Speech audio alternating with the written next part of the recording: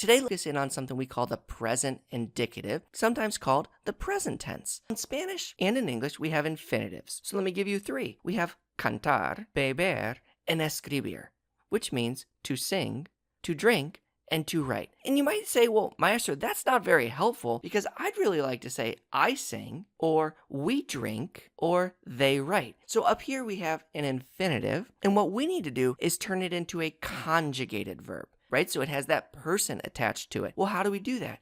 We're gonna go through 3 steps. Start with the infinitive, and then we're gonna drop off that AR, that ER, or that IR, because fun fact, all verbs in Spanish are either AR, ER, or IR verbs. I know, life is good. Step 3, we need to add an ending. Well, what are these endings you speak of, Maestro? Well, here we go. Follow along with me, right? Just go ahead and write these down. And then what I want you to do is I need you to say them out loud. Because it's one thing to write things and make flashcards. It's another thing to memorize them.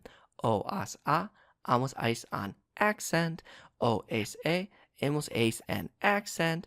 O, es, e, emos, is, en, accent. Do you see the pattern there, right? Are you seeing that? And if you're wondering, why is he putting them in this box of 6? Maybe you need to go back and watch the box of 6 video. You know, search on the YouTube, Maestro Kaplan box of 6. It'll make more sense. So let's do this. All right, so we're going to start with cantar. Step 1, that's the infinitive.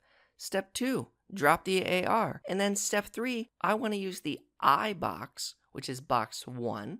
So I'm going to go up to the AR verb box. Box 1 is an O, and I'm going to add that. So we have canto, which is I sing or I do sing. How do I know which one it is? How do you know which one it is in English? It just sounds right, right? All right, number 2, let's go to beber, to drink. But we want to turn that into we drink or we do drink. Step 1, start with your infinitive, beber. Step 2, drop your ER. Step 3, add your ending. So what box is the we box? Well, that is box 4. How do we know that was box 4? Because we learned that in a different video. All right, and then we add it and we get bebemos. We drink or we do drink. Well, let's do an IR verb because remember, verbs in Spanish are AR verbs or ER verbs or IR verbs. All right, start with your infinitive, escribir. Drop your IR. Add your ending, they box. Box 6, we're going to add EN, escriben. They write, they do write. That's all there is to it.